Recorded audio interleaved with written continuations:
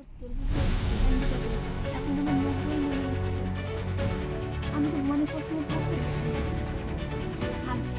আমি প্রাণ ভিক্ষা চাইছি, মমতা দিয়ে আমার মেয়ের চাকরিটা ফিরিয়ে দাও, না তো আমার মেয়েকে বাঁচাতে পারবো না। আমার মেয়ে মরে যাবে, আমার মেয়ে মরে গেল আমরা মরে যাবো।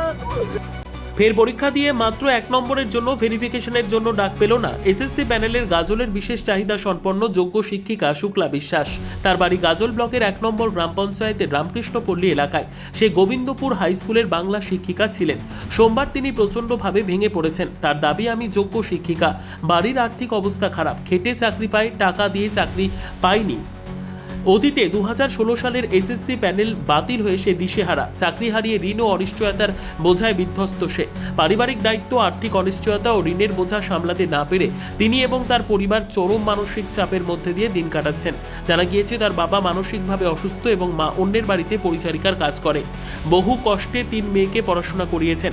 2016 সালে নিয়োগ পরীক্ষায় পাশ করার পর দীর্ঘ অপেক্ষার শেষে 2019 সালের ফেব্রুয়ারি মাসে শুক্লা বাংলা শিক্ষিকা হিসেবে গোবিন্দপুর হাই স্কুলে যোগ দেন। চাকরি পাওয়ার পর ব্যাংক থেকে ঋণ নিয়ে একটি পাকা বাড়ি নির্মাণের কাজ শুরু হয়। বর্তমানে সেই ঋণের মাসিক কিস্তির পরিমাণ কয়েক হাজার টাকা। ফের পরীক্ষায় বসেছিলেন শুক্লা। কিছুদিন আগে ফলাফল বের হয়, মাত্র 1 নম্বরের জন্য তিনি উত্তীর্ণ হতে পারেননি। ভেরিফিকেশন ডাক পায়নি বলে আক্ষেপ প্রকাশ করেছেন। তার দাবি, রাজ্যের মুখ্যমন্ত্রী মমতা বন্দ্যোপাধ্যায় বিষয়টি দেখুক। সালে আমি পরীক্ষায় বসেছিলাম। আমার তখন নাম উঠেছিল 54-তে। দিয়ে আমি প্রথম লিস্টে আমার নাম উঠেছিল এবং প্রথম কাউন্সেলিংয়েই আমি জয়েন করেছিলাম। কিন্তু কিছুদিন চাকরি পাওয়ার পর শোনা যায় যে দুর্নীতির দায়ে প্রথমে হাইকোর্ট, তারপর সুপ্রিম কোর্ট থেকে গোটা প্যানেলটা আমাদের বাতিল করে দেওয়া হলো। বাতিল করে দেওয়ার পর আবার আমাদেরকে পরীক্ষায় বসানোর হলো। এই প্রতিকূলতার মধ্য দিয়ে আমার তখন 70% আমি হ্যান্ডিক্যাপ ছিলাম চোখে, এখন আমার 90% হয়েছে। তাও কঠোর লড়াই করেছিলাম করার জন্য। কিন্তু লিস্টে দেখছি, যখন ভেরিফিকেশনে ডাক এসছে, তখন দেখছি 1 নম্বরের জন্য আমার নামটা আসেনি। 1 নম্বরের জন্য, কিন্তু আমি কোনো দুর্নীতির সাথে যুক্ত না।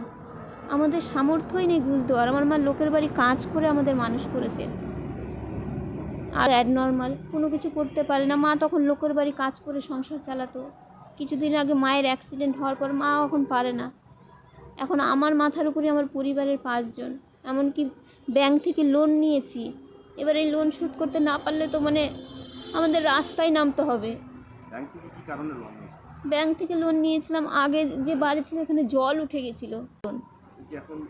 কোনো উপায় নেই। আমি পরিবারের ইনকামের মধ্যে আমিই তো একা, আমি ছাড়া তো কেউ নেই। আর ফ্যামিলিতে আমি, আমার বাবা মা আর আমার 2 বোন। না, ভাই দাদা কেউ নেই। আমি তাই না, আমার ছাড়া তো কোনো গতি নেই।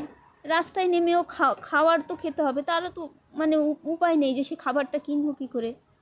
আমার মেয়ের কতবার অগ্নি পরীক্ষা দিতে হলো, একবার তো দিল 2000 টাকা নিয়ে। কেন এরকম অগ্নি পরীক্ষা দিতেছিল 70, তারপরে এবারে যে ডিজিটাল কাট করতে গেছে হ্যান্ডিক্যাপ, বোর্ডের থেকে দিয়েছে 90%, বলছে তুমি 90% হ্যান্ডিক্যাপ। স্বামী নর্মাল, আর আমার মেয়ে, আরেকটা মেয়ে নার্ভের ওষুধ খায়। ও তো 9 দিন কুমায় চলে গেছিল, সেই শিলিগুড়ি মেডিকেলে নিয়ে ঠিক করা হয়েছে। স্কুল থেকে চাঁদা তুলে তুলে প্রতি ভাপুদ্দার পাঠাতো স্কুল থেকে হেড ম্যাডাম। একমাত্র উপার্জন করে আপনার এই চাকরি যে করতেন। আমার যে অ্যাক্সিডেন্টে পা হয়ে গেছে, আমি আর কাজ কাম করতে পারি না। এখন আর কাজ কাম কিছুই করতে পারি না। আমি বাড়িটা কিভাবে করলেন তাহলে? ওই যে লোন নিয়েছে। আমাদের তো একটা পয়সা আমাদের জমানো নাই। অ্যাপার্টমেন্ট লিটার আনতে যাই, আমি সারা রাত ট্রেনের মধ্যে পেটে ব্যথায় মরে যাই। এদিকে ওকে জয়েন করানো, এদিকে আমি হসপিটালে ভর্তি।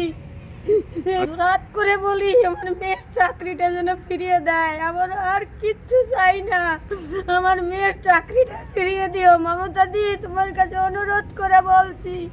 ব্যুরো রিপোর্ট, উত্তর বাংলা সংবাদ।